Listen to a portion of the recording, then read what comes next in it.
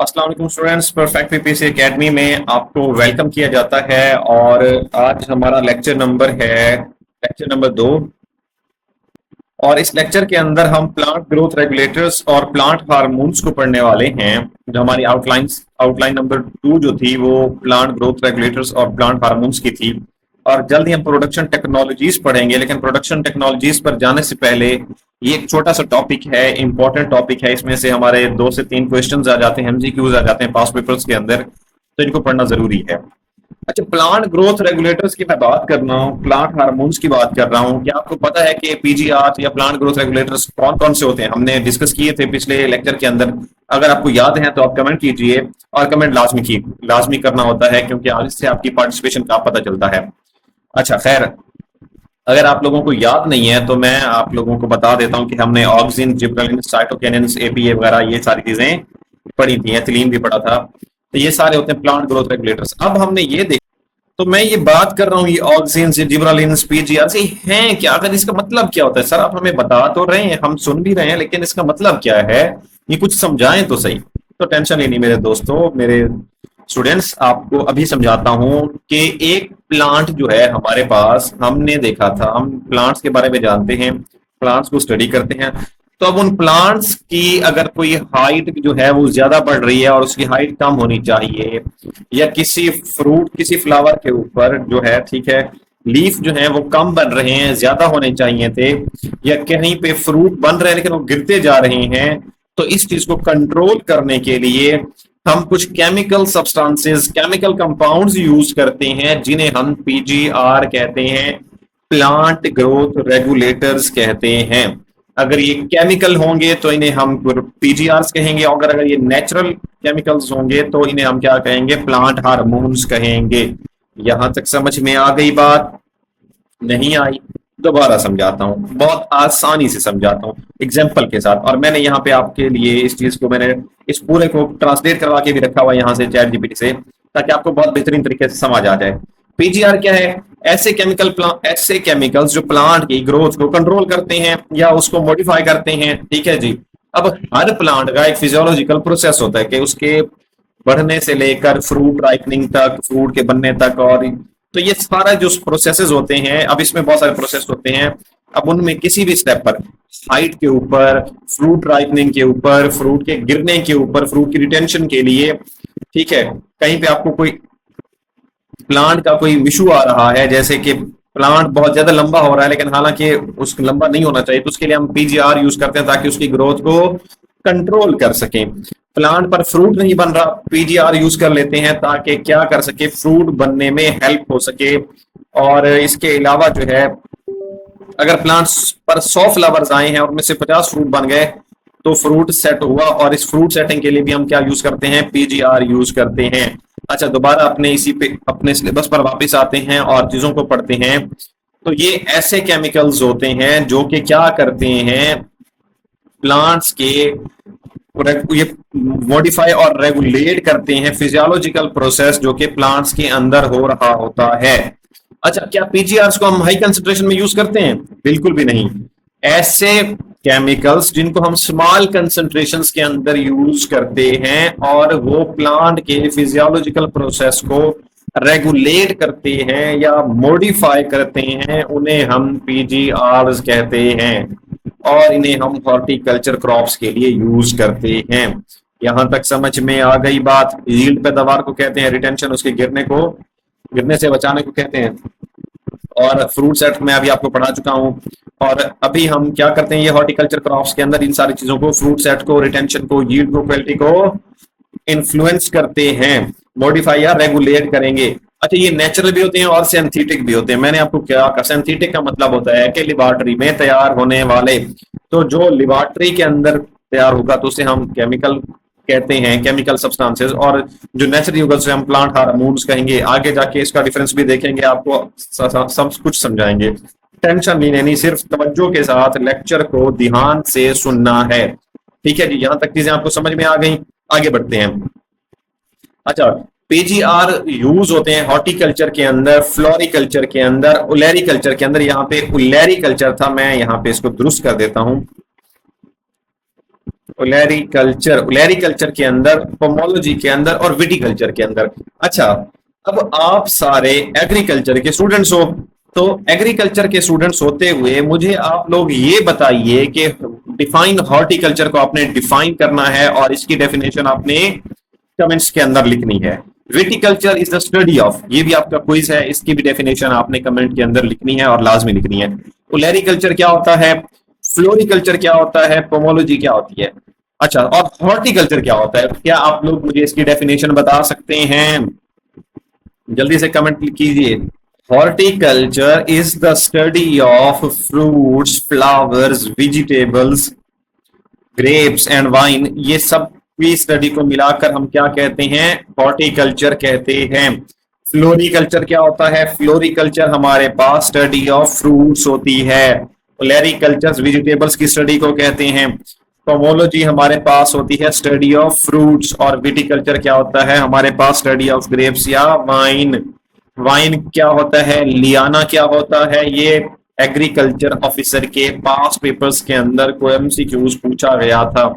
अगर आपको इल्म है, किसी स्टूडेंट को पता है कि what is difference between vine and liana, तो आप लोग नीचे कमेंट कर सकते हैं। अच्छा, अब यहाँ पे उसने कहा है कि PGR horticulture, floriculture, olericulture, pomology और विटिकल्चर के अंदर यूज होते हैं इसलिए कि डिक्रीज कर सकें सस्पेक्टिबिलिटी ऑफ बायोटिक, एक मिनट, सस्टेबिलिटी ऑफ बायोटिक और ए बायोटिक स्ट्रेस। अब बायोटिक स्ट्रेस क्या होता है या बायोटिक क्या होता है और ए बायोटिक क्या होता है? बायोटिक हमने इकोलॉजी के अंदर, इकोसिस्टम के अंदर पढ़े थे कि दो फैक्टर्स होते हैं हमारे पास, ठीक है जी। सराउंडिंग्स के अंदर दो तरह की चीजें होती हैं, एक हमारे पास बायोटिक होती हैं जिन्हें हम जानदार कहते हैं, और ए बायोटिक क्या कहते हैं, बेजान चीजों को। तो इनके स्ट्रेस को डिक्रीज करने के लिए हम पीजीआर यूज करते हैं हॉर्टिकल्चर के अंदर, फ्लोरिकल्चर, ओलेरिकल्चर, पोमोलॉजी, विटिकल्चर के अंदर, ठीक है जी। और क्या कर सकें, ताकि उनका जो मॉर्फोलॉजिकल स्ट्रक्चर है, जो उनकी मॉर्फोलॉजी है, जो उनका स्ट्रक्चर है, उसको इंप्रूव कर सकें, हार्वेस्टिंग को फैसिलिटेट कर सकें, और जो उनकी क्वांटिटेटिवली यील्ड है, जो उनकी पैदावार है, उसको बढ़ा सकें, क्वांटिटेटिवली भी और क्वालिटेटिवली भी। अच्छा, क्वांटिटेटिवली और क्वालिटेटिव में क्या डिफरेंस होता है, इसको हम आगे आकर आपको तफसील से बताते हैं कि प्लांट्स के अंदर क्वांटिटेटिव ग्रोथ किस तरह से होती है और क्वालिटेटिव ग्रोथ किस तरह से होती है, और मॉडिफाई किया जा सके प्लांट कॉन्स्टिट्यूएंट्स को। यहां तक चीजें कोई समझ ना आई हो, आप मुझे बता सकते हैं। मैंने आपको सिंपल पढ़ाया कि पीजीआर्स ऐसे केमिकल सब्सटेंसेस होते हैं जो प्लांट्स के फिजियोलॉजिकल प्रोसेस को रेगुलेट या मॉडिफाई करते हैं।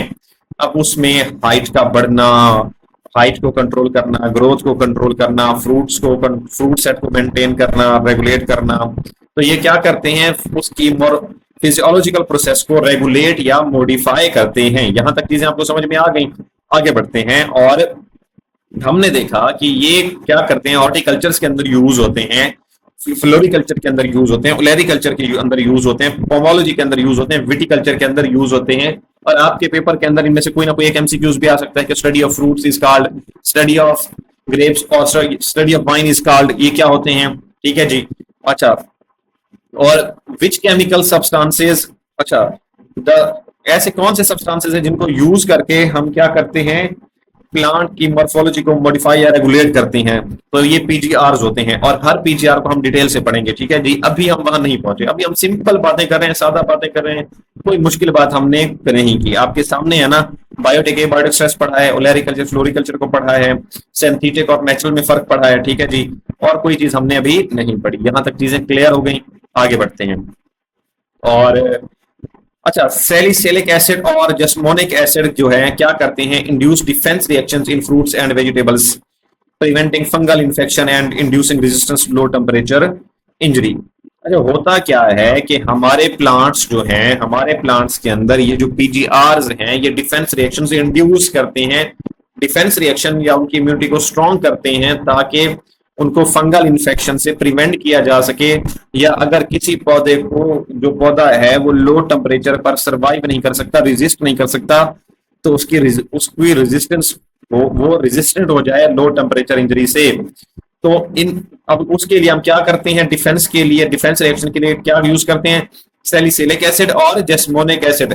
ये क्या करते हैं, क्या इंड्यूस करते हैं, डिफेंस रिएक्शन को इंड्यूस करते हैं और लो टेम्परेचर इंजरी रेजिस्टेंस को भी क्या करते हैं, इंड्यूस करते हैं। ये आपका क्वेश्चन आ सकता है। अच्छा, मैं वाइन और लियाना की बात कर रहा था, तो जो वाइन होती है हमारे पास ये हर्बीशियस भी होती है और वुडी भी होती है, जबकि जो लियाना होता है हमारे पास, ये हमारे पास वुडी होता है। समझ में आ गई बात। अब वाइन क्या होती है, ऐसा प्लांट जो जमीन पर फैले या किसी चीज पर चढ़े। यहां पर मैंने आपके लिए इसकी एग्जांपल्स रखी हैं, ये इस तरह की होती हैं जो डेकोरेशन वगैरह के लिए यहाँ पे घरों के ऊपर लगाई गई होती हैं। तो ऐसा, एक मिनट यहाँ पे हम थे, हाँ, तो ऐसा प्लांट जो जमीन पर फैले या किसी चीज पर चढ़े उसे हम क्या कहते हैं, वाइन कहते हैं। क्लाइंबिंग या फैलने वाला प्लांट जो होता है हमारे पास वो वाइन होता है। इसके एग्जांपल हमारे पास कुकम्बर है, बीन है, ग्रेप वाइन है, ठीक है जी। और लियाना क्या होता है, वुडी और लॉन्ग लास्टिंग वाइन जो ट्रीज पर चढ़ती है, ठीक है जी। लियाना मैं भी आपको दिखाता हूं, ठीक है। जंगल में एक लकड़ी जैसी बैल ट्री के ऊपर जो चढ़ रही है उसे हम लियाना कहते हैं, ठीक है जी, वुड क्लाइंबिंग। तो मैंने आपसे क्या कहा कि जो वाइन होगी वो क्या होगी, आपकी वुडी भी होगी और हर्बिशियस भी होगी, ठीक है जी। जबकि जो आपके पास लियाना होगी वो क्या होगी, वुडी होगी।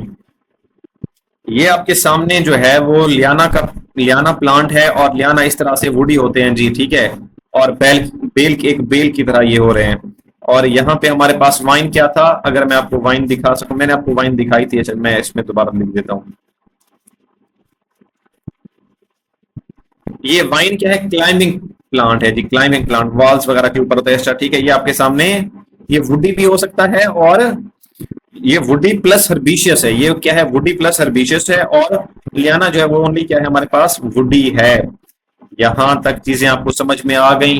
अच्छा, हमने कहा कि प्लांट ग्रोथ के अंदर पीजीआर जो है वो इंपॉर्टेंट रोल अदा करते हैं। अब प्लांट ग्रोथ और प्लांट की डेवलपमेंट के अंदर क्या फर्क है, ठीक है जी। प्लांट ग्रोथ और प्लांट डेवलप के अंदर क्या फर्क है, तो मैं आपको बताता हूं कि प्लांट ग्रोथ ये होती है कि जो प्लांट बॉडी के अंदर क्वांटिटेटिव इंक्रीज होती है। क्वांटिटेटिव इंक्रीज क्या होती है कि आपकी जो स्टेम की लेंथ है वो इंक्रीज हो गई, आपकी रूट की लेंथ इंक्रीज हो गई, नंबर ऑफ लीव इंक्रीज हो गए। तो ये क्या होते हैं, ये क्वांटिटेटिव इंक्रीज होते हैं। ये क्या होते हैं, क्वांटिटेटिव इंक्रीज होते हैं, मतलब कि स्टेम की लेंथ बढ़ जाना, स्टेम की लंबाई बढ़ जाना, रूट की लेंथ बढ़ जाना, नंबर ऑफ लीव्स, पत्तों की तादाद बढ़ जाना। ये क्या होता है, क्वांटिटेटिव इंक्रीज होता है। और ये क्या होता है, प्लांट ग्रोथ हम इसे कहते हैं। प्लांट की जो डेवलपमेंट होती है वो क्वालिटेटिव होती है। क्वालिटेटिव चेंज, क्वालिटी चेंजेस जो होते हैं, जैसा कि सीड की जर्मिनेशन होना, लीव्स या फ्लावर्स या फ्रूट्स की फॉर्मेशन होना, लीफ एंड फ्रूट फॉल होना, ये क्वालिटेटिव चेंजेस होते हैं डेवलपमेंट के अंदर। तो प्लांट ग्रोथ क्या होगी, क्वांटिटेटिव इंक्रीज होगी। और प्लांट डेवलपमेंट क्या होगी, ये क्वालिटेटिव चेंजेस होंगे। ये आपने लाजमी याद रखना है। और सीड जर्मिनेशन हमारे पास क्या है, प्लांट ग्रोथ है या प्लांट डेवलपमेंट है, प्लांट डेवलपमेंट है। अच्छा, नंबर ऑफ लीव्स हमारे पास बढ़ गए, ये कौन सा हमारे पास है, प्लांट ग्रोथ है, प्लांट डेवलपमेंट है, प्लांट ग्रोथ है। इतनी चीजें आपको यहां तक समझ में आ गई, काफी हैं। आगे बढ़ते हैं। जो नोट्स मैंने आपको ग्रुप में भेजे हैं, आपने टेंशन नहीं लेनी, एग्री इंजीनियरिंग के वो सारे हैं। और उसमें मैंने आपको आउटलाइंस भी भेजी हैं। और इसमें मैं आपको जो बेसिक एग्रीकल्चर है उसका मैं आपको स्टेप लेक्चर बाय लेक्चर जो है वो नोट्स भेजता रहूंगा। तो आपने टेंशन नहीं लेनी, सिर्फ आपने फोकस करना है लेक्चर के ऊपर, ठीक है जी।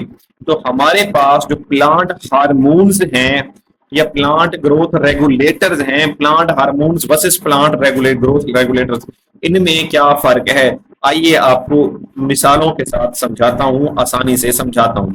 जो प्लांट हार्मोन्स होते हैं ये ऑर्गेनिक कंपाउंड्स होते हैं जो कि नेचुरली प्रोड्यूस होते हैं प्लांट से फिजियोलॉजिकल प्रोसेस को रेगुलेट करने के लिए लो कंसंट्रेशन के अंदर, ठीक है। और ये प्लांट के अंदर ही मूव करते हैं, ठीक है, द साइट ऑफ प्रोडक्शन और साइट ऑफ एक्शन। तो ये विद इन प्लांट मूव करेंगे और ये क्या होंगे, रेगुलेट करेंगे फिजियोलॉजिकल प्रोसेस को। और ये ऑर्गेनिक कंपाउंड्स है, नेचुरली प्रोड्यूस हो रहे हैं प्लांट्स के अंदर। तो इन्हें हम क्या कहेंगे, प्लांट हार्मोन्स कहेंगे, ठीक है जी।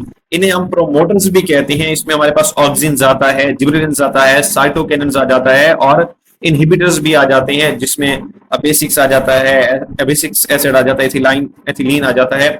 और प्लांट हार्मोन्स को हम प्रोमोटर्स भी कहते हैं, ठीक है जी। अच्छा, ग्रोथ रेगुलेटर्स क्या करते हैं, ये वर्क लाइक फोटो हार्मोन्स, लेकिन ये क्या होते हैं, सिंथेटिक होते हैं। अब ये फोटो हार्मोन्स क्या है, सिंथेटिक क्या है, आइए थोड़ा सा इसको मिसालों के साथ समझते हैं।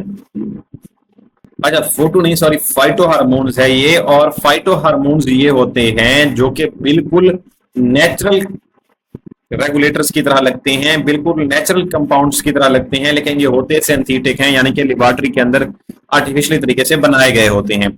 और ये क्या होते हैं, लो कंसंट्रेशन के अंदर यूज करते हैं, जो कि क्या करते हैं, प्रोमोट करते हैं, इनहिबिट करते हैं, मॉडिफाई करते हैं ग्रोथ या डेवलपमेंट को। ग्रोथ और डेवलपमेंट का फर्क आपको समझ आ चुका, पीजीआर आपको समझ आ चुके, प्लांट हार्मोन्स आपको समझ आ गए। अभी तक इतना हमारे लिए काफी है। अब हम आपको आगे भी पढ़ा रहे हैं और बहुत जबरदस्त तरीके से पढ़ा रहे हैं। चैनल को सब्सक्राइब नहीं किया तो सब्सक्राइब कर लीजिए, अपने दोस्तों को भी बताइए और प्रमोशन तो कीजिए थोड़ी बहुत हमारी, ताकि आप के साथ साथ जो आपके दोस्त हैं वो भी इतने लेक्चर से मुस्तफीद हो सकें। खैर आगे बढ़ते हैं। और growth regulators work like photo hormones but are synthetic। Growth regulators क्या होते हैं जो हमारे पास, वो होते तो दिखते तो फोटो हार्मोन्स की तरह, यानी कि वो लिखते तो नेचुरल है लेकिन होते सिंथेटिक हैं, यानी कि केमिकल होते हैं जो कि मतलब लेबोरेटरी के अंदर बनाए गए होते हैं। और जो organic compound, they are organic compounds active at low concentration, ये मैं आपको पढ़ा चुका हूं। Naturally occurring growth substances are called plant hormones.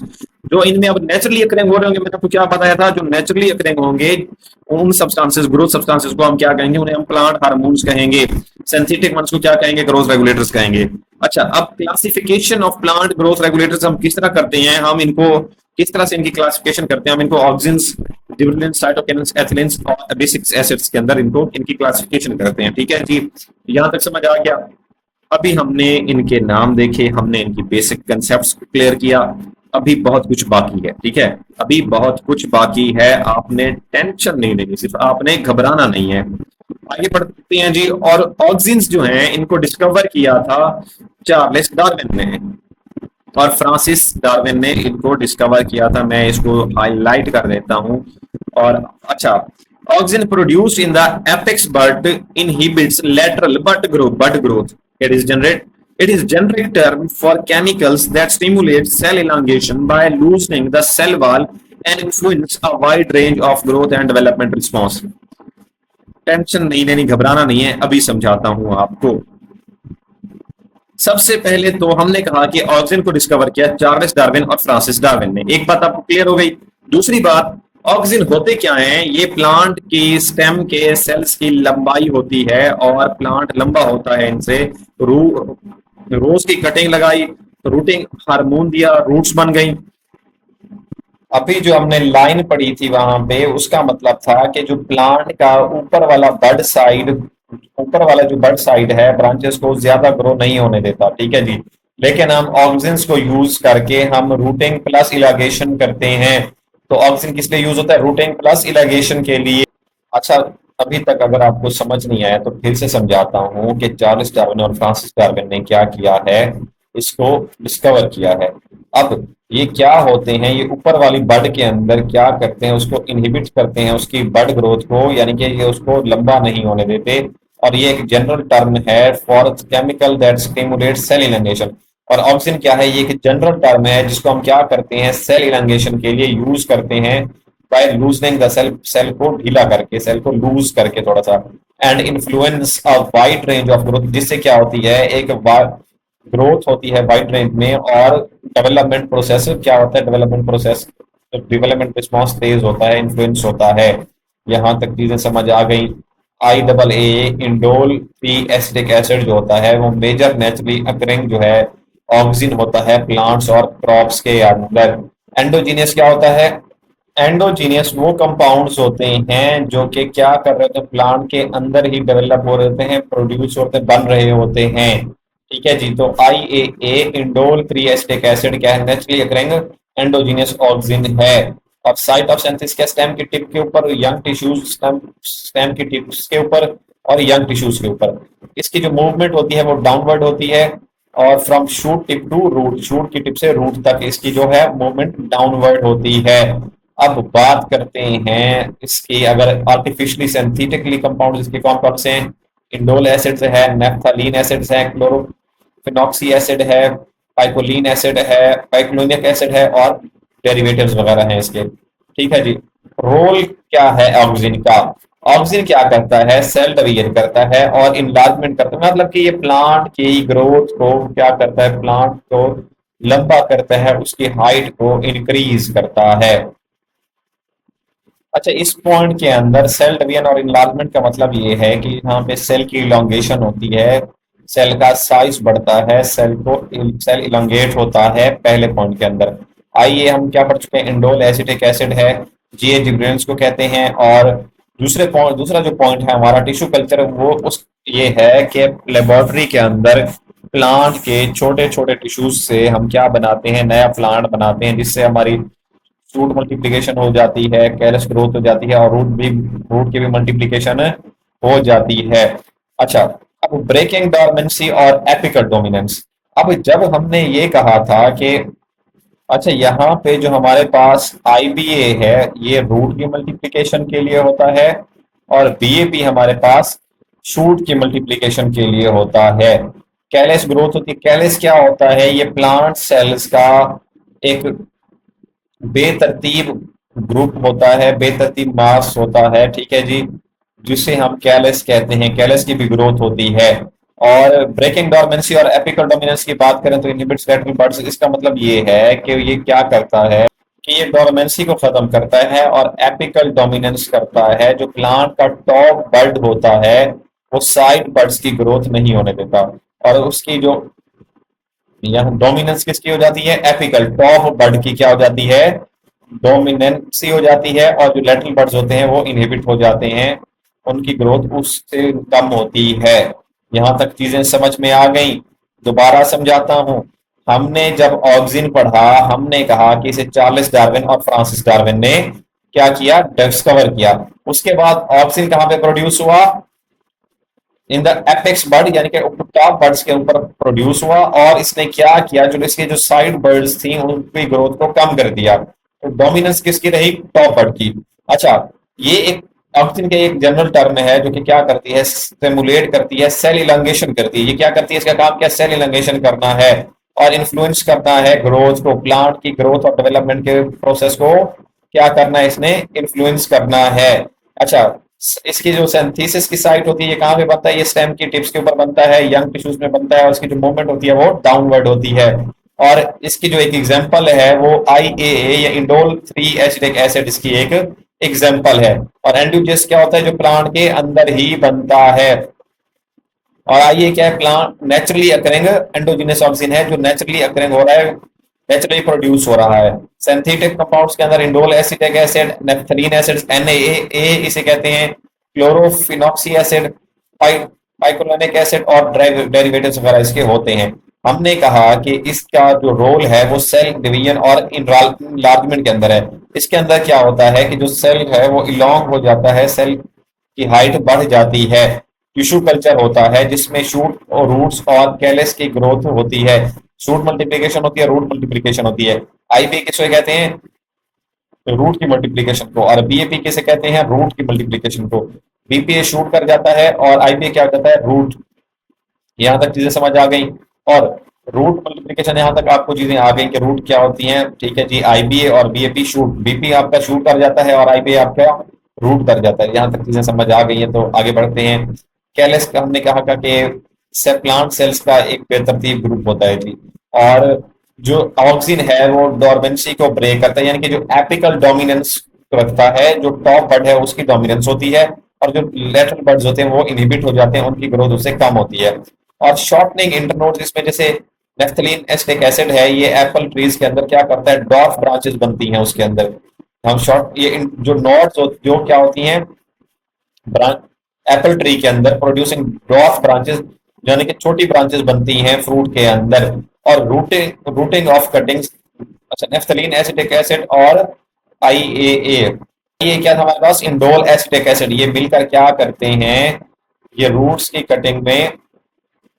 अच्छा, जो हमारे पास पॉइंट है रूटिंग ऑफ कटिंग, इसमें क्या होता है हमारे पास कि हम क्या करते हैं, रूट्स रूट्स को क्या करते हैं, बढ़ाते हैं। किस तरह से बढ़ाते हैं, इसमें हम क्या करते हैं कि हम प्लांट का एक छोटा सा पीस को कट करके उसको मिट्टी में लगा देते हैं और उसको फिर ट्रीटमेंट देते हैं नेचुरल ऑक्सीजन का, जिसमें NaA है, नेफ्थलीन, सॉरी, उसमें हम ऑक्सिन्स का क्या करते हैं, ट्रीटमेंट्स देते हैं, जिसमें Na होता है, नेफ्थलीन एसिटिक एसिड, और एक नेचुरल एसिड, या क्या था, एक मिनट, इसका फुल फॉर्म क्या है, इंडोल 3 एसिटिक एसिड। और फिर हम क्या करते हैं, फिनाइलेट फेनालैक्टिक एसिड और आईबी 10 से 1000 पार्ट्स पर मिलियन पर हम क्या करते हैं, ये ट्रीटमेंट देते हैं, और इससे हमारी क्या हो जाती है, रूट्स बनती हैं, इससे हमारी क्या बनती है, रूट्स। अच्छा, अगला पॉइंट है हमारा कि ये क्या करता है, प्रिवेंट लॉजिंग। ये क्या करता है, डेवलप वुडी इरेक्ट स्टेम्स। अच्छा, कुछ हमारे जो स्टेम्स होते हैं बहुत सारे कुछ प्लांट्स के अंदर वो वीक होते हैं, ठीक है, और हवा आती है और वो गिर जाते हैं। तो कुछ केसेस के अंदर, कुछ सिचुएशंस के अंदर हम उसको प्रिवेंट करने के लिए, स्टेम के गिर जाने, झुक जाने को प्रिवेंट करने के लिए एनए का ट्रीटमेंट, ऑक्सीजन का ट्रीटमेंट करते हैं, और उससे क्या हो जाती है, हमारी वुड जो है वो बनी हुई और मजबूत स्टेम बन जाती है। यहाँ तक चीजें समझ आ गई। सेल डिवीजन से और एनवायरनमेंट मतलब कि सेल का इलाव होना, सेल का बढ़ना, हाइट का बढ़ना। टिश्यू कल्चर के अंदर क्या है, रूट्स और शूट्स की मल्टीप्लिकेशन करना, कैलस की ग्रोथ करना। ब्रेकिंग डॉर्मेंसी मतलब ऊपर वाली बर्ड का बढ़ना, बाकी और ऊपर वाली बर्ड बढ़ेगी और बाकी अपने साथ वाली जो बर्ड्स हैं उसको क्या कर देगी, उसकी ग्रोथ रोक देगी। Shortening internodes. अच्छा, ये आपने इंग्लिश में इसी तरह याद करने, आपके एमसीक्यूज इन्हीं में से ही आएंगे, पीजीआर में से आपके यही इन्हीं में से ही एमसीक्यूज आने हैं। अच्छा, ब्रेकिंग डॉर्मेंसी हो गया, शॉर्टनिंग इंटरनोड्स के जो हमारे एप्पल ट्रीज के अंदर है वो वहां पे ड्वार्फ ब्रांचेस बनती हैं, ठीक है जी। अच्छा, इंटरनोड्स क्या होते हैं, दो लीव्स के दरमियान जो हमारे पास स्टेम होती है उसे हम क्या कहते हैं, इंटरनोड कहते हैं, जो कि दो लीव्स को कनेक्ट कर रही होती है। अब कुछ प्लांट्स के अंदर इस चीज को क्या करने के लिए, शॉर्टन करने के लिए, उस स्टेम को शॉर्टन करने के लिए हम ऑक्सीजन का ट्रीटमेंट देते हैं। जैसे हम एप्पल ट्रीज के अंदर क्या करते हैं, डॉर्फ ब्रांचेस बनाने के लिए N A naphthalene acetic acid का यूज करते हैं। अच्छा, रूटिंग ऑफ कटिंग से हमने देख ली कि हम क्या रूट्स बनवाते हैं, किस तरह से कि प्लांट का हिस्सा कट करके उसे मिट्टी में लगाते हैं, फिर NA, IA और IBA का क्या कर देते हैं, ट्रीटमेंट देते हैं, ऑक्सीजन का ट्रीटमेंट्स देते हैं, और फिनल अच्छा फिनलेट फिनालैक्टिक एसिड्स का भी ट्रीटमेंट देते हैं, जिससे हमारी क्या जाती हैं, रूट्स बनती हैं। और स्टेम्स का रुक झुक जाना, गिर जाने से हम क्या करते हैं, Na ऑक्सीजन यूज करके उसे तने को मजबूत करते हैं, तना हुआ और मजबूत स्टेम बन जाता है, जिससे हमारा कुछ सिचुएशंस के अंदर। अच्छा, प्रिवेंट अब्सिशन और प्री मेच्योर लीफ फ्रूट और फ्लावर फॉल। अच्छा, यहाँ पे आपको मतलब स्टेटमेंट पढ़कर ही समझ आ रहा होगा कि यहाँ पे क्या है। अब अगर याद हो आपको तो मैंने स्टार्ट में ही जब मैंने आपको पीटीआर की डेफिनेशन बताई तो उसी में ही मैंने आपको एक कंसेप्ट दिया था कि क्या होता है कि हम जो हमारा जो फ्रूट्स हैं वो गिर जाते हैं, या प्लांट का कोई ऐसा जैसे लीफ का गिर जाना, फ्रूट का गिर जाना, फ्लावर का गिर जाना, इसे हम क्या कहते हैं, अब्सिशन कहते हैं, कि प्लांट के किसी पार्ट का गिर जाना, इसे हम अब्सिशन कहते हैं। और इससे बचने के लिए हम क्या करते हैं, ऑक्सीजन यूज करते हैं। इससे बचने के लिए हम क्या यूज करते हैं, ऑक्सीजन, जिससे हमारा क्या हो जाता है, ये चीजें कम हो जाती हैं, प्रिवेंट हो जाती हैं। और पार्थिनोकार्पिक फ्रूट क्या होता है, पार्थिनोकार्पिक फ्रूट, ग्रेप्स, बनाना, ऑरेंज, इनमें क्या होता है, इनमें ये होता है, पार्थिनोकार्पिक फ्रूट्स हमारे पास ऐसे फ्रूट्स होते हैं जिनमें फर्टिलाइजेशन के बगैर ही फ्रूट बन जाता है। और कुछ केसेस के अंदर क्या करता है, ऑक्सीजन, जैसे ग्रेप, ऑरेंज, बनाना के अंदर क्या करता है, ये इस चीज को इंड्यूस करता है, इस चीज को सपोर्ट रेगुलेट करता है, मॉडिफाई करता है। अच्छा, फ्लावर इनिशिएशन की बात करें, इनिशिएशन, इनिशिएट करना लफ्ज होता है, इनिशिएट करना। तो उसमें क्या है कि pine Apple, uniform flowering, ripening और डिलेड फ्लावरिंग में क्या होता है, फ्लावरिंग इनिशिएशन ये होता है कि आपका प्लांट्स में फ्लावरिंग को क्या करना, इंट्रोड्यूस करवाना या फ्लावरिंग को अफेक्ट करवाना, ठीक है। अब पाइन एप्पल के आप एग्जांपल ले लीजिए कि आप पाइन एप्पल के बहुत सारे प्लांट्स हैं, उनमें कुछ पर फ्लावर पहले लग रहा है और कुछ में बाद में लग रहा है। तो उनमें फ्लावर को यूनिफॉर्म रखने के लिए, फ्लावरिंग को यूनिफॉर्म रखने के लिए, एक ही टाइम पर फ्रूट राइपनिंग एक ही टाइम पे हो, या डिले फ्लावरिंग के लिए कि कुछ में जो है बहुत तेजी से जा रही है और कुछ में बहुत कम है। तो हम चाहते हैं कि हमारे पास यूनिफॉर्म फ्लावरिंग हो और फ्रूट भी हमारा एक ही टाइम पे बने, तो उसके लिए हम क्या करते हैं, डिले कर देते हैं फ्लावरिंग को। और उसके लिए हम सिंथेटिक एन ए क्या है हमारे पास, हमने पढ़ा था कि हमारे पास जो सिंथेटिक कंपाउंड्स हैं उनमें नेफ्थलीन एसिड्स भी है, ठीक है। तो हमारे पास NaA क्या है, ये हमारे पास एक सिंथेटिक कंपाउंड है, सिंथेटिक ऑक्सीजन है, जिसे हम यूज करते हैं। वीड्स इरेडिकेशन के लिए जो हमारे पास ब्रॉड लीफ हो, हमारे पास जो ब्रॉड लीफ वीड्स होती हैं, जड़ी बूटियां, उनको खत्म करने के लिए, उनको इरेडिकेट करने के लिए हम 2,4-D ऑक्सिन यूज करते हैं। आपसे पूछा जाएगा 2,4-D auxin is used in weed eradication. अच्छा, which of the following is used for delayed flowering? 2,4-D auxin, ठीक है जी, या ऑक्सिन भी, या ऑक्सिन आएगा या 2,4-D पूछ लेगा, ठीक है जी।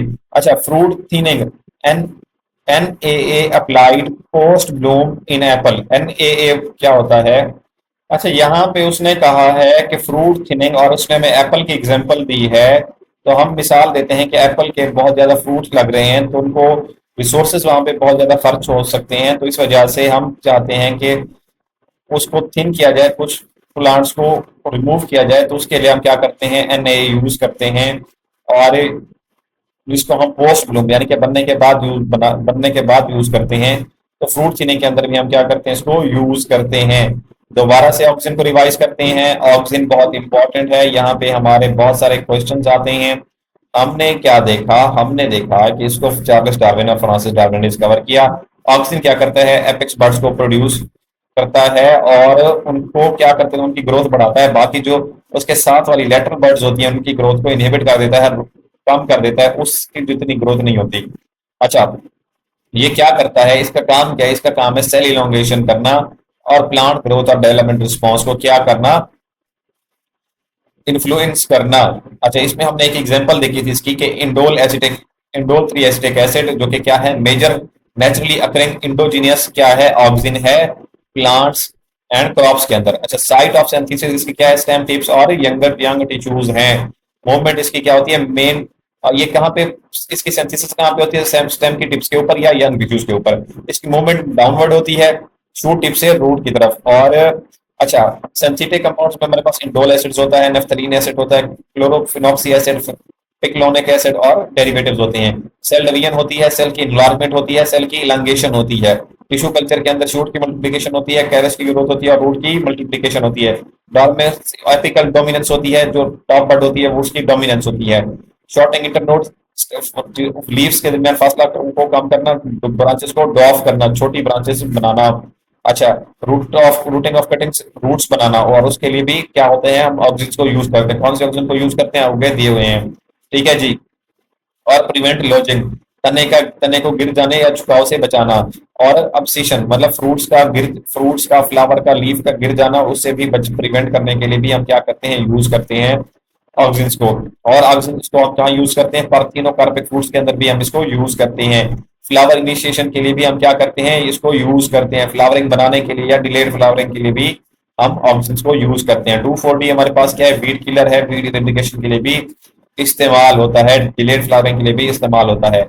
अच्छा, और फ्रूट थिनिंग के लिए भी हम क्या करते हैं, NAA को इस्तेमाल करते हैं। और इसके जो यूसेज हैं या इसको ट्रिक्स टू रिमेंबर के किस तरह से रिमेंबर करना है, उसके लिए मैं आपको दूसरी फाइल, इसी की फाइल दे दूंगा, एक और ट्रांसलेटेड फाइल्स भी इसकी दे दूंगा, ताकि आप लोगों को याद करने में मुश्किल ना हो। अच्छा, अब आते हैं अपने जिबरेलिन्स की तरफ। जिबरेलिन्स क्या है, कि ये क्या होते हैं? इन्हें पहले 1926 में जापानीज साइंटिस्ट इची कुरोसावा ने क्या किया था, डिस्कवर किया था while studying bakanae foolish seedlings diseases in rice. Bakanae को पढ़ते हुए इसको डिस्कवर किया था किसने, 1926 में जापानीज साइंटिस्ट इची इची कुरोसावा ने इसको डिस्कवर किया, जो कि राइस की डिजीज फुलिश सीडलिंग, गलत सीडलिंग को, बकेन को पढ़ते हुए उन्होंने इसको डिस्कवर किया था।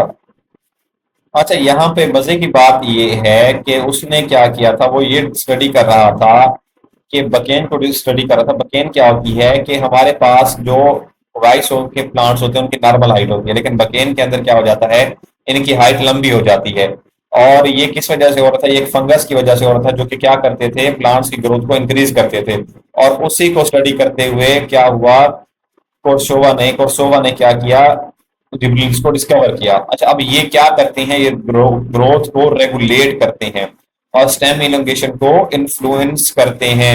Germination, dormancy, flowering, enzyme induction और लीफ फ्रूट सेंसीज में क्या करते हैं, रोल प्ले करते हैं। किस तरह से, अच्छा, अभी इसको पढ़ते हैं फिर आपको इसको समझाते हैं। अच्छा, active principal isolated from soil bird fungus during. मैंने वही कहा कि इसने क्या किया वहीं से, कि जहां पे उसकी फंगस की वजह से ही इसने डिस्कवर किया था कि उसमें क्या हो जाता है, हाइट बढ़ जाती है। Roots generally contain higher amounts of GA3 than shoots, effective in overcoming both bird and seed dormancy. अब इनको पढ़ते हैं कि ये होते क्या है, आपको समझाते हैं कि ये चीजें होती क्या है। अच्छा, सबसे पहले आपने जिब्रीला फुजीका से जिब्रेंस याद करना है। जिब्रीला फुजीका से आपने कौन सा पीजीआर यूज करना है, कौन सा पीजीआर याद करना है?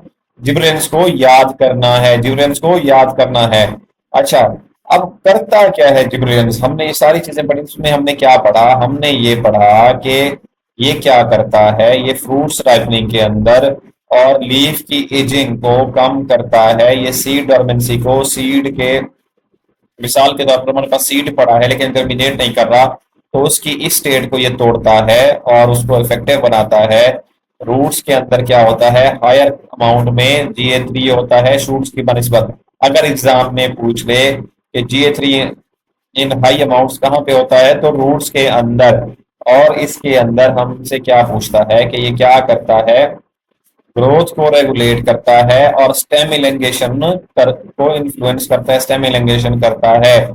हमने ऑक्सिन्स के अंदर पढ़ा था कि सेल इलेंगेशन हो रही थी, और जिबरेलिन्स के अंदर क्या हो रही है, स्टेम इलेंगेशन हो रही है। ये फर्क आप नोट कर लीजिएगा।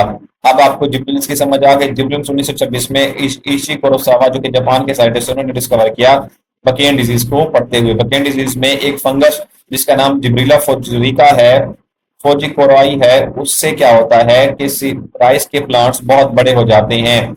और इसी चीज को स्टडी करते हुए जिब्रेलिन्स की डिस्कवरी हुई। जिब्रीला फोजिकोराई से क्या हुई, जिब्रेलिन्स की डिस्कवरी हुई। अब जिब्रेलिन्स क्या करते हैं, ये ग्रोथ को रेगुलेट करते हैं और स्टेम इलांगेशन को इन्फ्लुएंस करते हैं। अगर सीड जर्मिनेट नहीं कर रहा, डोरमेंसी है, तो क्या करते हैं, उसको जर्मिनेशन करवाते हैं, उसकी उसके क्या होते हैं, जर्मिनेशन करवाते हैं, उसकी उस डोरमेंसी की स्टेट को खत्म करते हैं, फ्लावरिंग को कंट्रोल करते हैं और लीफ और फ्रूट्स की एजिंग को डिले करते हैं। ठीक है जी। अच्छा, इनका रोल पढ़ते हैं, रोल से हमें चीजें और मजीद क्लियर हो जाएंगी कि synthesize in leaves induce shoot elongation IA plus GA3 where cell elongation and और डिवीजन। अब वो ये कह रहा है कि वो लीव्स के अंदर जो है जिबरेलिन्स बनते हैं और शूट इलंगेशन करते हैं या सेल इलंगेशन और सेल डिवीजन के जरिए ये क्या करते हैं, शूट को इलंगेशन करते हैं। हमारे पास दो चीजें हैं, रूट और शूट में डिफरेंस क्या है? जो रूट्स हैं वो जड़ें हैं, वो जमीन के अंदर वाला पार्ट है, ठीक है जी। और जो शूट है हमारे पास वो बाहर वाला पार्ट है, एक्सटर्नल पार्ट है, जिसमें हमारे पास स्टेम प्लस लीव्स आ जाते हैं। अच्छा, इसमें दूसरे नंबर पे उसने कहा कि ये इनहेंस करता है मेटाबॉलिक एक्टिविटी को, मोबिलाइज रिजर्व फूड और प्रमोट करता है ग्रोथ और हाइट को, इंक्रीज करता है रूट एक्टिविटी को और केनेटिन प्रोडक्शन और ट्रांसलोकेटेड टू ग्रोइंग बेड। इसमें हमें वो ये समझाने की कोशिश कर रहा है कि जिबरेलिन्स जो हैं, जिबरेलिन्स जो हैं वो सेल इसके अंदर केमिकल एक्टिविटीज को तेज करते हैं और ये क्या करते हैं, स्टोर्ड फूड को यूज करवाते हैं। अब यहाँ पे समझने वाली बात ये है कि हमारे पास जो सीड है उसमें ऑलरेडी स्टोर्ड फूड मौजूद है। अब उसको प्लांट की ग्रोथ के लिए कौन यूज करवाता है, जिबरेलिन्स यूज करवाता है।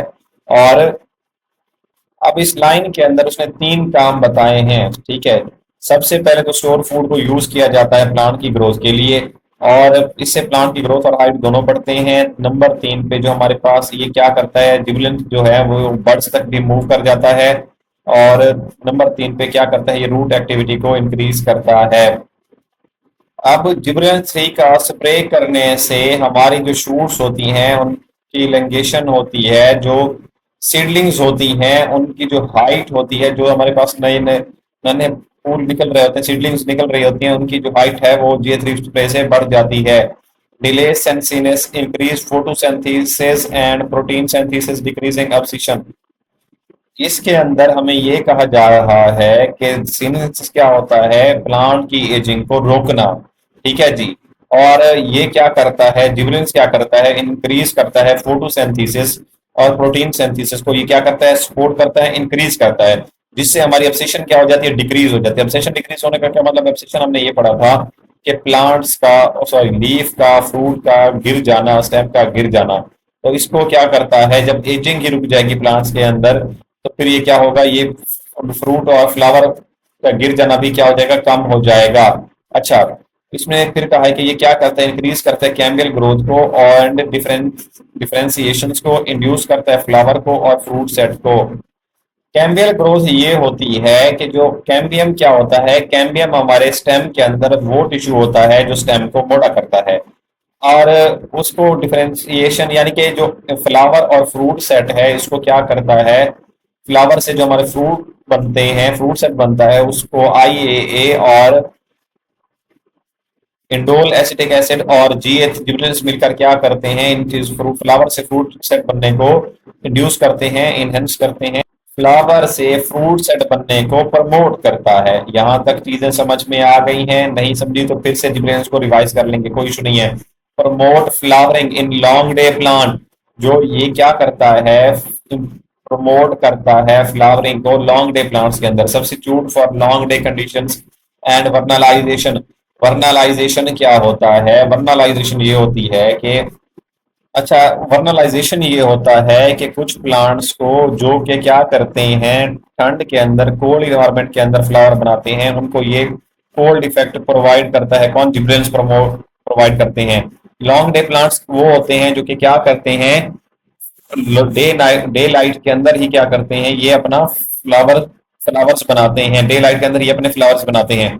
अच्छा, जेनेटिकली डॉर्फ प्लांट्स की ये क्या करते हैं, जिब्रेल्स हाइट को रिस्टोर करता है।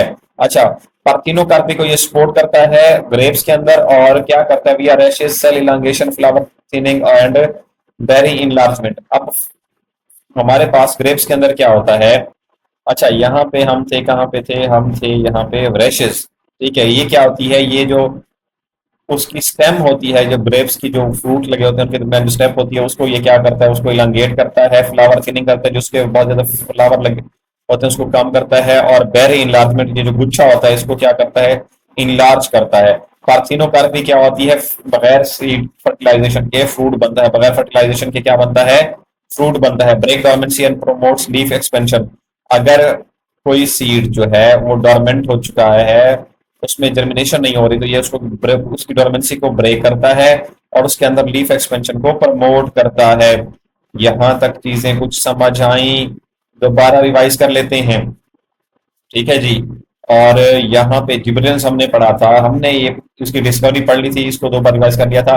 हमने कहा कि लीफ को सेंसिटाइज करता है, लीफ के अंदर बनता है, और शूट इलांगेशन करता है सेल इलांगेशन और सेल डिवीजन के जरिए।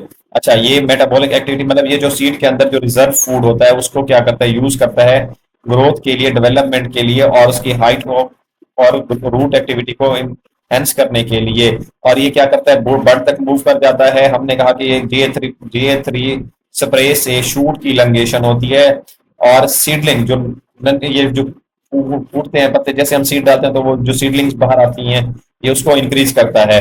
और ये क्या करता है, ये इसकी सेंसेशन एजिंग को कंट्रोल करता है, डिले करता है। ये क्या करता है, असल में इसका ये क्या कर देता है, ये फूड सिंथेसिस और प्रोटीन सिंथेसिस को इंक्रीज कर देता है, इसके इसकी एजिंग डिले हो जाती है, और जो लीफ, स्टेम और फ्लावर का गिर जाना है वो कम हो जाता है, क्योंकि जाहिर है एजिंग कम होगी तो क्या होगा, वो क्यों गिरेंगे, वो गिरेंगे ही नहीं, तो इससे उसका गिरना कम हो जाता है। और ये क्या करता है, कैम्बियल ग्रोथ, जो कि स्टेम के अंदर स्टेम को मोटा करता है, उसको ये क्या करता है, सपोर्ट करता है। उस टिश्यू होता है कि जो कि क्या करता है, स्टेम को मोटा करता है, ये उसकी ग्रोथ को, स्टेम की ग्रोथ को इंक्रीज करता है, और फ्लावर और फ्रूट सेट से, फ्लावर से फ्रूट सेट बनने को प्रमोट करता है। अगर जो जेनेटिकली डॉर्फ प्लांट्स होते हैं उनकी हाइट को ये क्या करता है, ये नॉर्मल की तरफ ले आता है। अच्छा, प्रमोट करता है लॉन्ग डे प्लांट्स, मतलब जो ऐसे प्लांट्स जो डे लाइट के अंदर ही क्या करते हैं, फ्लावर बनाते हैं, और उनको ये क्या करता है, प्रमोट करता है।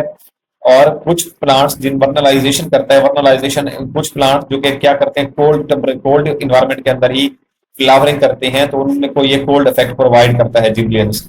अच्छा, पार्थिनोकार्पी जो कि बगैर फर्टिलाइजेशन के फ्रूट बनना है, ग्रेप्स के अंदर इस चीज को सपोर्ट करता है। और रैशेस सेल इलांगेशन करता है, जो कि स्टेम होती है फ्लावर जो ग्रेप्स की, उसको क्या करता है, इलांगेट करता है। फ्लावर को थिन करता है, फ्लावर्स जो बहुत ज्यादा बने होते हैं उनको कम कर देता है, और बेरी इंलार्जमेंट जो उसका गुच्छा है वो उसको इंलार्ज कर देता है। सीड की डोरमेंसी को ब्रेक करता है और लीफ एक्सपेंशन को सपोर्ट करता है। दो पीजीआर हमारे यहाँ तक हो चुके। लेक्चर बहुत ज्यादा लंबा है, इसकी टेंशन मत लीजिएगा, क्योंकि अभी हमने इसमें बहुत कम चीजें पढ़ी हैं। अभी हमने मेन चीजें पढ़ी ही नहीं है। ये आपका बिल्डिंग, आपकी बेस बिल्ड हो रही है। ये क्या हो रहा है, ये आपकी बेस बिल्ड हो रही है। अभी हमने मुश्किल चीजें पढ़नी है। अभी हम इन आसान चीजों को इन इन चीजों को आसान करके आपको पढ़ा रहे हैं और बार बार रिवाइज कर रहे हैं ताकि चीजें आपको याद हो जाएं। आगे बढ़ते हैं और साइटोकिनेसिस को देखते हैं। साइटोकिनेसिस क्या है हमारे पास, इसको डिस्कवर किया था स्कूज ने, सी मिलर और कोवर्कर्स इन द 1950 और उनके कोवर्कर्स ने 1950 में as a factor promoting cell division, इसको और एज एक फैक्टर के तौर पर जो कि सेल डिवीजन को प्रमोट कर रहा था। साइटोकाइनेसिस क्या होता है, साइटोकाइनेसिस ये होता है, साइटोकाइनेसिस सेल डिवीजन को कहते हैं। साइटोकाइनेसिस क्या होते हैं, सेल डिवीजन को प्रमोट करते हैं। स्कूच और सी मिलर ने देखा 1950 में कि कुछ फैक्टर्स ऐसे हैं जो सेल डिवीजन को प्रमोट करते हैं, तो उन्होंने साइटोकाइनेसिस का नाम दिया, साइटोकाइनेसिस का नाम दिया। जो पहले साइटोकाइनेन डिस्कवर हुए वो एडिनिन थे, वो एडिनिन टाइप थे, ठीक है जी। इसमें साइटोकाइनेसिस में ये होता है कि सेल डिवाइड होकर दो साइटोप्लाज्म के अंदर तकसीम हो जाता है और दो नए डॉटर सेल्स बन जाते हैं। अगर आपको याद हो तो आप लोगों ने पढ़ा होगा, और ये चीजें आपको याद होनी भी चाहिए, ठीक है जी। यहां तक चीजें आपको समझ में आई है, यहां तक चीजें उम्मीद करता हूं आपको समझ में आ गई होंगी। तो स्कूच और मिलर ने डिस्कवर किया कि ये क्या होते हैं, कुछ फैक्टर्स ऐसे हैं जो सेल डिवीजन को प्रमोट कर रहे हैं, ठीक है जी। इन्हें हम क्या कहते हैं, साइटोकिनेसिस का नाम दिया, इसे साइटोकिनेसिस कहते हैं। पहले डिस्कवर होने वाले साइटोकिनेसिस कौन थे, एडेनिन थे। ये क्या करते हैं, ये रूट्स के अंदर मेरिस्टेम्स, यंग लीव्स, फ्रूट और सीड्स को क्या करते हैं, वो यहाँ पे ये कह रहा है कि जो रूट्स हो, ये जो प्रोड्यूस होते हैं, ये रूट मेरिस्टम्स, जो कि मेरिस्टम्स वो सेल्स होते हैं जो कि तेजी से बनते हैं रूट्स के अंदर। तो जो साइटोकिनेसिस हैं ये रूट्स के अंदर, यंग लीव्स के अंदर, फ्रूट्स के अंदर और सीड्स के अंदर बनते हैं, प्रोड्यूस होते हैं। Germinating seeds, roots, sap, stems, developing fruits, and tumor tissues are rich in cytokinins. Germinating seeds के ऊपर, रूट्स के ऊपर, सैप स्ट्रीम्स के ऊपर, डेवलपिंग फ्रूट्स जो फ्रूट डेवलप हो रहे होते हैं, ट्यूमर टिश्यूज के ऊपर साइटोकिनेंस बहुत ज्यादा तादाद में होते हैं। Cytokinin imbibed lettuce seed germinate better in the dark than unimbibed seeds with gibberellins. Cytokinins break on photodormancy in celery या कैलरे सीड्स, एपियम ग्लोबुलेंस। तो किसी को समझ आया कि ये क्या है, किसी को समझ नहीं आया, अभी समझाता हूं। साइटोकिनेन इम्बाइटेड लेटेस्ट सीड्स किसे कहा जाता है, लेटेस्ट सीड्स किसे कहते हैं, बंद गोभी। और इम्बीडेड का मतलब क्या होता है, पानी सोख कर लेना, जज्ब कर लेना। तो cytokinin imbibed lettuce seeds germinate better in the dark than unimbibed seeds. तो वो ये कह रहा है कि जो साइटोकिनेन्स हैं ये क्या करते हैं, ये उन सीड्स को जिन्होंने पानी जज्ब कर रखा हो उनको जर्मिनेशन बेहतर करते हैं बनिस्बत उनके जो कि क्या होते हैं जिन्होंने क्या किया हो, जिन्होंने पानी जज्ब ना किया हो। जिबलियंस साइटोकिनेंस ये क्या करते हैं, फोटोडर्मेंसी को क्लेरी के अंदर, अजवाइन के अंदर क्या करते हैं, ब्रेक करते हैं। फोटोडर्मेंसी सीड्स के अंदर क्या हो जाता है, सीड्स का जर्मिनेट ना होना, उसको क्या करते हैं, ये खत्म करते हैं डोरमेंसी को, कि ऐसा नहीं होगा कि लाइट की वजह से सीड जर्मिनेट ना हो, सीड की जर्मिनेशन होगी। अच्छा, सिंथेटिक साइटोकिनेंस क्या कौन कौन से होते हैं, काइनेटन होता है, बेंसिलाडिनिन होता है, एथॉक्सी एथिलीडिनिन होता है, जीटिन होता है, जीटन राइबोसाइड होता है, और ये सारे इनके नाम लिखे हुए हैं जी, ठीक है। ये आपको पढ़ने की जरूरत है, आपको ये याद कर लेने हैं कि केमिकल सिंथेटिक कौन कौन से हैं। इनका रोल कहाँ पे होता है, इनका रोल सेल डिवीजन के अंदर होता है, इलांगेशन के होता है और सेल इनलार्जमेंट के अंदर होता है। और टिश्यू कल्चर मॉर्फोलॉजीज के अंदर भी ये क्या करते हैं, अपना अहम किरदार अदा करते हैं। Induction of flowering and fruit development, flowering और फ्रूट डेवलप के अंदर को ये फ्लावरिंग और फ्रूट डेवलपमेंट को ये क्या करते हैं, सपोर्ट करते हैं। ओवरकमिंग एपिकल डोमिनेंस, ये एपिकल डोमिनेंस को ओवरकम करते हैं। तो हम ये कह रहे थे कि ओवरकम एपिकल डोमिनेंस, हमने एपिकल डोमिनेंस के अंदर देखा था जो टॉप बर्ड होती है वो साइड बर्ड्स को क्या करती है, साइड बड्स को ग्रो नहीं होने देती, लेकिन साइटोकिनिन्स क्या करते हैं, साइड बड्स को भी ग्रोथ में मदद करते हैं, सपोर्ट करते हैं। ब्रेकिंग डोरमेंसी, सीड के मुकम्मल रेस्ट की हालत को ये क्या करते हैं, ब्रेक करते हैं। डिलेइंग सेंसेस एजिंग को ये क्या करते हैं, डिले करते हैं। और नाइट्रोजन, इंप्रूविंग नाइट्रोजन मेटाबॉलिज्म को ये क्या करते हैं, इंप्रूव करते हैं। प्लांट जो होते हैं वो नाइट्रोजन को यूज करके प्रोटीन और दूसरे कंपाउंड्स बनाते हैं, और साइटोकिनिन्स क्या करते हैं, नाइट्रोजन मेटाबॉलिज्म के अंदर उनको, यानी कि साइटोकिनिन्स क्या करते हैं, बेहतर तरीके से नाइट्रोजन यूज करने में प्लांट्स की हेल्प करते हैं। यहां तक चीजें समझ में आ गई। आगे बढ़ते हैं, एथिलीन को पढ़ते हैं। एथिलीन को डिस्कवर किया था ग्लास्टन और डेविस ने 1970 में। एक गैस फॉर्म हुई थ्रू द ब्रेकडाउन। मैंने क्या कहा था कि only oxygen, sorry, only PGR जो कि गैसेस फॉर्म में मौजूद है वो कौन है, एथिलीन है। मैंने आपको उसमें बताया था पहले लेक्चर के अंदर। अच्छा, एथिलीन को डिस्कवर किसने किया था, ग्लास्टन और डेविस ने 1970 में। एक गैस फॉर्म हुई, the breakdown of methionine present in all cells. अच्छा, यहाँ पे लिखा हुआ है कि जो एथिलीन है वो किस किस तरह फॉर्म होता है, वो एक अमीनो एसिड मेथियोनिन की ब्रेकडाउन से बनती है। ये गैस एथिलीन कैसे बनता है, एथिलीन एक गैस है जो कि कैसे बनती है, अमीनो एसिड मेथियोनिन के टूटने से बनती है और तमाम सेल्स के अंदर प्रेजेंट होती है। इसको H2C या CH2 भी लिखा जाता है। और ये क्या होती है, रैपिडली ग्रोइंग डिवाइडिंग सेल्स के अंदर कुछ सेल्स ऐसे होते हैं जो तेजी से क्या कर रहे होते हैं, ग्रो कर रहे होते हैं या डिवाइड हो रहे होते हैं, उनके अंदर ये बहुत बहुत ज्यादा तेजी से बनते हैं। अच्छा, इनको क्या कहा जाता है, राइपनिंग हार्मोन भी इसे कहा जाता है। फ्रूट वेजिटेबल क्या होता है, राइपनिंग इज मैनिपुलेटेड विया एक्सोजीनियस एथिलीन या एथिलीन प्रोडक्शन इनहिबिटर्स। हमने क्या कहा था एथिलीन के बारे में, हमने दो चीजें पढ़ी थी आउटलाइन वाले लेक्चर के अंदर जब हम आउटलाइंस डिस्कस कर रहे थे कि ये क्या करता है, फ्रूट राइपनिंग में अपना किरदार अदा करता है, और ये क्या होता है, गैसेस फॉर्म में होता है। ये दो चीजें हमने पढ़ी थी कि नहीं पढ़ी थी। अच्छा, एंडोजीनियस जो प्लांट के अंदर बनता है और एक्सोजीनियस जो प्लांट के बाहर होता है। अब यहाँ पे वो ये कह रहा है कि इसे हम राइपनिंग हार्मोन भी कहते हैं। फ्रूट वेजिटेबल राइपनिंग इस मैनुपुलेट, फ्रूट वेजिटेबल की जो राइपनिंग होती है वो मैनुपुलेटेड होती है विया एक्सोजीनियस एथिलीन या एथिलीन प्रोडक्शन इनहिबिटर्स के जरिए मैनुपुलेट की जाती है।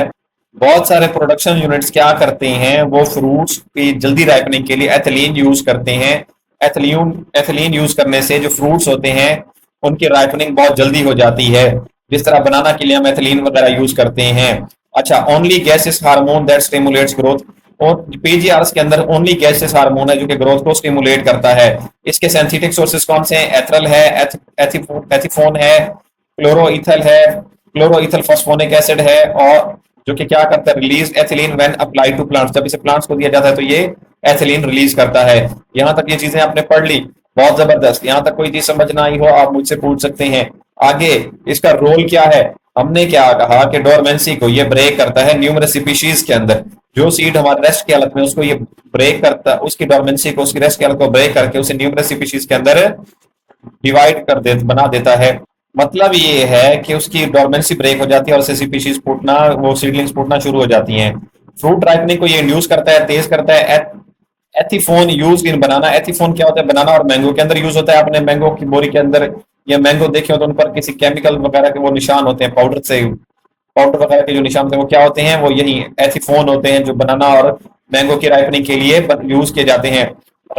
Uniform ripening and early maturity in Apple. Apple की यूनिफॉर्म राइपनिंग के, कुछ प्लांट्स जल्दी ग्रो हो रहे हैं और कुछ प्लांट्स लेट हो रहे हैं, तो उनकी यूनिफॉर्म राइपनिंग के लिए और उनके अंदर एप्पल्स की अर्ली मेच्योरिटी के लिए, कि ये जो आपके सामने जो ग्रीन ग्रीन एप्पल्स होते हैं उनकी राइपनिंग के लिए क्या करते हैं, ये यूज किए जाते हैं, एथिलीन को यूज किया जाता है। इंड्यूस, ये ऑब्सेशन, ये उनके एजिंग को डिले करने के में यूज होता है और उनके लीफ और फ्लावर्स को गिरने को क्या करता है, कम करता है। ठीक है जी। और फ्लावरिंग को क्या करता है, सपोर्ट करता है। एथिलीन ये क्या होता है, पाइनएप्पल के अंदर एथिफोन ये कहां पे यूज होते हैं, पाइनएप्पल के अंदर भी यूज होते हैं। ये inhibiting elongation and lateral bud growth, ये इलोंगेशन और लेटरल बड ग्रोथ को इनहिबिट करते हैं और क्या करते हैं, response to biotic and abiotic stress को इन्वॉल्व करते हैं उनके। ये क्या करता है, ये उनके हमने बायोटिक और एबायोटिक स्ट्रेस पढ़ा था, तो ये उसके स्ट्रेस को रिस्पॉन्ड करने के लिए प्लांट का उस स्ट्रेस के खिलाफ रिस्पॉन्ड को क्या करता है, ये इंक्रीज करता है, प्रमोट करता है, सपोर्ट करता है। यहां तक चीजें समझ आ गई। एथिलीन क्या करता है, डोरमेंसी को ब्रेक करता है, फ्रूट राइपनिंग में इंपॉर्टेंट रोल प्ले करता है, ऑब्सेशन और सेंस एजिंग और गिरने को, फॉलिंग ऑफ फ्लावर्स लीव्स को क्या करता है, काम करता है, और फ्लावरिंग को ये सपोर्ट करता है, और पाइन एप्पल के अंदर ये यूज होता है, एलंगेशन और लेटरल बड ग्रोथ को ये इनहिबिट करता है, और एबायोटिक और बायोटिक स्ट्रेस के रिस्पॉन्स को ये क्या करता है, प्रमोट या सपोर्ट करता है, यानी कि उसके खिलाफ रिस्पॉन्स को सपोर्ट करता है। अभी सिक्स अबेसिस एसिड किसे क्या कहते हैं, एबीए एसिड किसे कहा जाता है, अ प्लांट ग्रोथ रेगुलेटर, जो क्या करता है, इन्वॉल्व होता है सीड डेवलपमेंट के अंदर, डोरमेंसी के अंदर, और रिस्पॉन्स टू जो कि एनवायरमेंटल स्ट्रेस को रिस्पॉन्स करता है और फ्रूट राइपनिंग करता है, इसे हम एबीए एसिड कहते हैं। ABA is low and unripe fruit and increase in the fruit, और इंक्रीज क्या करता है, जो एबीए हमारे पास होता है इसको हम अनराइप फ्रूट के लिए लो क्वालिटी में और लो क्वांटिटी में, और राइप फ्रूट के लिए, पके फ्रूट के लिए ज्यादा क्वांटिटी में यूज करते हैं। ये क्या करता है, ये राइपनिंग रेट को इन्फ्लुएंस करता है, कम या ज्यादा करता है। अच्छा जी, और इसके बाद इसका जो केमिकल फार्मूला है C15H220O4, ये इसका फार्मूला है जी आपके सामने। और ये क्या है, ये प्रमोट करता है एजिंग लीफ एजिंग जो होती है हो जाती है उसको कम करता है, डिले करता है, और डरमेंसी को ब्रेक करता है, और सेल इनंगेशन को इनहिबिट करता है, यानी कि सेल इनंगेशन को रोक देता है। इसे क्या कहते हैं, स्ट्रेस हार्मोन भी कहा जाता है। इसे इसे नाउन एज अबिसेशन 2 और डर्मिन भी कहा जाता है। ये टर्मिनल बर्ड्स की प्रिपरेशन के लिए विंटर के अंदर टर्मिनल बर्ड्स की प्रिपरेशन के लिए यूज होता है। थर्मोस्टेबल बट लाइट सेंसिटिव होता है, थर्मोस्टेबल होता है लेकिन लाइट सेंसिटिव होता है। ये लंगेशन को स्टॉप करता है, डोरमेंसी को इंड्यूस करता है, प्रमोट करता है, और जर्मिनेशन को डिले करता है, और ग्रोथ प्रोसेस को रोक देता है। Aids adaptation to environmental stresses, ये क्या करता है, इन्वायरमेंटल स्ट्रेस के खिलाफ जो एडाप्टेशन होती है उसमें मदद करता है। अच्छा, जो दूसरे हार्मोन्स होते हैं जेस्मोनिक, ये ग्रोथ को इनहिबिट करते हैं, ये एजिंग को क्या करते हैं, डिले करते हैं, डिले करने में को सपोर्ट एजिंग डिले को सपोर्ट करते हैं। अच्छा, ब्रासिनोस्टेरॉइड्स क्या होते हैं, ब्रासिनोस्टेरॉइड्स ये क्या करते हैं, ये भी ऑक्सिन और जिबरेलिन्स की तरह का फंक्शन परफॉर्म करते हैं। ओलिगोस्कारेंस ये क्या करते हैं, सेल इनोवेशन को स्टिमुलेट करते हैं, रीजनरेट करते हैं टोबैको टिश्यूज को, और रूट्स को इनहिबिट करते हैं, और फ्लावर्स को स्टिमुलेट करते हैं। अच्छा, यहाँ पे आपके तमाम जो पीजीआर हैं उनका कंपैरिजन किया गया है। ऑक्सिन का मेन फंक्शन क्या था हमारे पास, सेल इलंगेशन थी और रूटिंग थी, रूट बनाना और सेल इलंगेट करना। जिबरेलिन्स क्या करता है, स्टेम इलंगेशन करता है, स्टेम को इलंगेट करता है। सेल इलंगेशन कौन कर रहा है, ऑक्सिन। जिबरेलिन्स क्या कर रहे हैं, स्टेम इलंगेशन कर रहे हैं। और सेल डिवीजन कौन कर रहा है, साइटोकिनिन्स कर रहा है। राइपनिंग और अब्सेशन यानी कि फ्रूट को पकाना और एजिंग को डिले करना किसका काम है, एथिलीन का काम है। और एबिसिक एसिड क्या करता है, ग्रोथ को रोक देता है, डोरमेंसी को सपोर्ट करता है, और स्ट्रेस रिस्पॉन्स और डोरमेंसी को इंड्यूस करता है, सपोर्ट करता है। अच्छा, साइट ऑफ सिंथेसिस ये क्या है, शूट टिप के अंदर यंग लीव्स जो होते हैं डेवलप हो रहे होते हैं। सॉरी, ये ऑक्सिन, ये जो पीजीआर हैं, ये सिंथेसिस, यहाँ इनकी सिंथेसिस कहाँ पे होती है, ऑक्सिन की सिंथेसिस होती है शूट टिप के ऊपर, यंग लीव्स के अंदर और डेवलपिंग सीड्स के अंदर। जबकि जिबरेलिन्स जो है वो यंग लीव्स की सीड्स में, रूट्स में, डेवलपिंग फ्रूट्स के अंदर क्या होते हैं, इनकी सिंथेसिस होती है। रूट टिप्स के ऊपर साइटोकिनिन्स की, यंग लीव्स के अंदर और फ्रूट सीड्स के अंदर साइटोकिनिन्स की, और लिविंग टिश्यूज के अंदर स्पेशली राइपनिंग फ्रूट्स के अंदर एथिलीन की होती है, और लीव्स, रूट्स और डेवलपिंग सीड्स और फ्रूट्स के अंदर एबिसिक एसिड की सिंथेसिस होती है। ये बहुत इंपॉर्टेंट है। मूवमेंट जो बेसिपेटल डाउनवर्ड होती है, किसकी, ऑक्सिन की मूवमेंट डाउनवर्ड होती है शूट टिप से रूट की तरफ, और एक्रोपेटल होती है, अपवर्ड होती है किसकी, जिबरेलिन्स की, और रूट टू शूट अपवर्ड होती है किसकी, साइटोकिनिन्स की, और डिफ्यूजेस इन ऑल डायरेक्शन। इसको एथिलीन क्योंकि ये फ्रूट पकने के लिए यूज किया जाता है तो इसको हम हर किसी भी डायरेक्शन में कर सकते हैं। और जो हमारे पास एबिसिक एसिड होता है, इसकी क्या होती है, लोकल मूवमेंट होती है वास्कुलर टिश्यूज के नजदीक। एग्जांपल्स क्या हैं, आईए indole acetic acid, IBA, Na2,4-D, ये किसकी एग्जांपल्स हैं, ऑक्सिन की, GA1, GA3, GA4, ये किसकी है, जिबरेलिन्स की। इसके बाद हमारे पास है साइटोकिनिन की एग्जांपल है केनाइटिन, BAP, जीटन, और एथिलीन, C2H4, और एथोफोन, CAPA, ये किसका है जी, हमारे पास एथिलीन के का है एथिलीन की एग्जांपल है, और B6 एसिड ABA किसकी है, ABA एसिड की एग्जांपल है। अच्छा, एफजिन प्रमोटर है, जिबरेलिन्स प्रमोटर है, और साइटोकिनिन्स भी आपका प्रमोटर है। जबकि एथिलीन क्या करता है, इनहिबिट करता है, इनहिबिटर है, 2 इनहिबिटर्स हैं और 3 प्रमोटर्स हैं आपके पास जी। तो ये आपके पास समरी है। और ऑक्सिन का मेन रोल आपने पढ़ लिया, की पॉइंट्स आपने पढ़ लिए, ये सारे आपके लिए इंपॉर्टेंट है, ये सारे मैं पढ़ा चुका हूं, इसलिए मैंने ऊपर से इतनी इनकी एग्जांपल दी हैं। अच्छा, method of application of plant growth regulators, इनको हम स्प्रे के जरिए क्या करते हैं, अप्लाई कर सकते हैं। सोल्यूशन, अच्छा इनका जो सोल्यूशन बनाकर क्या करते हैं, इंटरनल टिश्यूज के अंदर इनको इंजेक्ट किया जा सकता है। रूट फीडिंग मेथड के जरिए भी इनको इंजेक्ट किया जा सकता है, पाउडर फॉर्म के भी जरिए भी इनको इंजेक्ट किया जा सकता है। अच्छा, dipping of cuttings in solution और soaking in dilute aqua solution, दोबारा बता देता हूं मैं आपको। रूट फीडिंग मेथड के अंदर हम रूट्स को फीड करते हैं, पाउडर फॉर्म के अंदर हम पाउडर फॉर्म के अंदर छिड़काव करते हैं। Dipping of cutting in solutions, हमने कहा था कि हम क्या करते हैं, हम प्लांट के कुछ हिस्से को क्या करते हैं, काट देते हैं और उसको डिप करते हैं PGR सॉल्यूशंस के अंदर, और फिर क्या कर देते हैं, उसको जमीन में लगा देते हैं। Soaking in dilute aqua solution का क्या मतलब होता है, इसका मतलब ये होता है इसमें हम सीड्स को, कटिंग्स को, प्लांट मटेरियल को कुछ टाइम के लिए एक्वा सॉल्यूशन के अंदर क्या कर देते हैं, भिगो देते हैं। ठीक है जी, तो ये था आपके PGRs, हमने डिटेल से पढ़े। अच्छा, हमने इनके तमाम मेन पॉइंट्स को डिस्कस किया, इनका कंपैरिजन किया। अच्छा जी, तो ये सारा कुछ हमने पढ़ लिया है, हमने PGRs को डिटेल के साथ डिस्कस किया, इनका कंपैरिजन भी किया, इनके मेन रूल की पॉइंट्स भी कर लिए, अप्लाइंग मेथड भी कर लिया। अच्छा, ये हमने वाइन कर लिया, लियाना कर लिया, विटिकल्चर कर लिया, ओलेरिकल्चर कर लिया, ये सिंथेटिक इन नेचर भी कर लिया, फोटो हार्मोन्स भी, ये क्या होते हैं, natural chemical messenger chemical substances होते हैं जो किलो अमाउंट्स के अंदर प्रोड्यूस करते हैं, कौन प्लांट्स प्रोड्यूस करते हैं, 2,4-D वीड किलर्स हैं। और बकेन डिजीज को हमने पढ़ लिया था, इसमें क्या होता है, राइस प्लांट्स का साइज इंक्रीज हो जाता है। फ्रूट थिनिंग पढ़ ली, फ्रूट सेंसिस पढ़ ली, एब्सिशन पढ़ ली, क्लोरोसिस। क्लोरोसिस क्या होता है, एक डिजीज होता है, एक डिजीज सिम्टम है जिसमें क्या होता है, ग्रीन प्लांट्स येलो हो जाते हैं और ड्यू टू क्लोरोफिल डिग्रेडेशन और इंटरप्टेड पिगमेंट फॉर्मेशन की वजह से जो हमारे पास पिगमेंट है वो इंटरप्टेड फॉर्मेशन होती है उनकी, जिसकी वजह से क्या हो जाता है, ग्रीन कलर येलो के अंदर तब्दील हो जाता है। तो इसे हम क्लोरोसिस कहते हैं। नेक्रोसिस क्या कहते हैं, प्लांट सेल्स की डेथ को कहते हैं। नेक्रोसिस क्या कहते हैं, प्लांट सेल्स की डेथ को कहते हैं। ये आपके पास एब्रीवेशंस हैं, ये हमने सारे पढ़ लिए हैं, या ये आप लोग पढ़ लीजिएगा। और क्विक रिवीजन, फोटो हार्मोन क्या होता है, ठीक है जी, the term photo hormone plant hormone was used by Thimann. ये क्वेश्चंस हैं जो कहां पे आए हैं, जो आपके पास पेपर्स के अंदर आ चुके हैं। Difference between plant hormones and plant growth regulators, हमने पढ़ा था कि naturally occurring growth substances are plant hormones, जो कि नेचुरली होंगे उन्हें हम प्लांट हार्मोन कहेंगे, और जो सिंथेटिक होंगे उन्हें हम प्लांट ग्रोथ रेगुलेटर्स कहेंगे। अच्छा, plant hormone identified as promoter, auxin, gibberellin और साइटोकिनिन, ये क्या है, हमारे पास प्रमोटर्स हैं।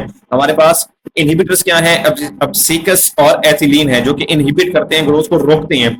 मेजर क्या करते हैं, रिटार्ड कर देते हैं, ग्रोथ को रिटार्ड कर देते हैं, रोक देते हैं। Major naturally occurring endogenous auxin is indole acetic acid, जो है हमारे पास मेजर नेचुरली अकरिंग इंडोजियस, जो कि प्लांट के अंदर बनने वाला ऑक्सिन है, वो इंडोल एसिटिक एसिड है।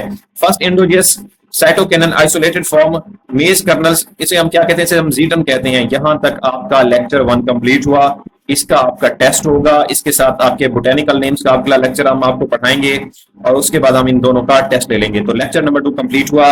इसमें मैंने अपनी पूरी कोशिश की है कि जितनी भी टर्मिनोलॉजीज हैं, PGRs हैं, इनका PGRs क्या होते हैं ये अच्छी तरह समझा दूं, फिर ग्रोथ और डेवलपमेंट में फर्क अच्छी तरह से आपको समझा दूं। इसके बाद मैंने क्या किया, मैंने आपको समझा दिया क्या, PGRs को 1 बाय 1 डिस्कस किया। ग्रोथ प्रमोटर्स कौन से हैं, इनहिबिटर्स कौन से, इनको डिस्कस किया, इनके डिफरेंस को देखा, इनके की पॉइंट्स को देखा, मेन डिफरेंस को देखा, इनके क्या कहते हैं सिंथेटिक कंपाउंड्स को भी देखा, और नेचुरल्स को भी देखा, और इंपॉर्टेंट टर्मिनोलॉजीज को भी डिस्कस किया, और आखिर में इनके अप्लाइंग मेथड को भी देखा, और इनसे कौन कौन से क्वेश्चंस बनते हैं ये भी देख लिए। तो ये लेक्चर प्लांट ग्रोथ रेगुलेटर्स का आउटलाइन नंबर 2 यहाँ पर कंप्लीट हुई। इसके बाद हम बोटेनिकल नेम्स देखेंगे, अल्टरनेट नेम्स देखेंगे कुछ क्रॉप्स के, और इस तरह हमारे 2 लेक्चर्स फिर उनका इकट्ठे टेस्ट हो जाएगा जी। तो इजाजत दीजिए, अल्लाह हाफिज, आपसे मुलाकात होती है अगले लेक्चर में। चैनल को सब्सक्राइब कर लीजिए, जो चीज कमेंट करते हैं को कहूँ वो कमेंट कीजिए, हर लेक्चर को नोट कीजिए, ग्रोथ PGRs को नोट करके लिखिए, इनके बारे में आपने YouTube से सर्च कीजिए, इंटरनेट से सर्च कीजिए, इनके क्वेश्चंस बनाइए, इनके MCQs बनाइए, इस तरह से आपकी तैयारी अच्छी होगी। जज़ाकल्लाह खैर। जो लोग इस लेक्चर को हम पब्लिक करने वाले हैं, तो जो लोग, अच्छा ये बस आखिरी लेक्चर होगा जिसको हम पब्लिक करेंगे, इसके बाद हम कोई भी लेक्चर पब्लिक नहीं करेंगे। तो जिन लोगों ने ज्वाइन होना है वो लोग ज्वाइन हो जाएं। और हमारा सेशन जो है 25 अगस्त से स्टार्ट हो चुका है। 1000 फीस है, कोई ज्यादा फीस नहीं रखी हमने, इसी वजह से कि ज्यादा से ज्यादा लोग अटेंड कर सकें। जो लोग जॉब हासिल करना चाहते हैं उनके लिए कम फीस के अंदर ज्यादा से ज्यादा प्रिपरेशन करवाया जा सके। थैंक यू जी, अल्लाह हाफिज। वीडियो को लाइक लाजमी कीजिएगा, जिन जहां जहां पे कमेंट करने का है वहां पे कमेंट भी कीजिएगा। शुक्रिया, जजाकल्लाह।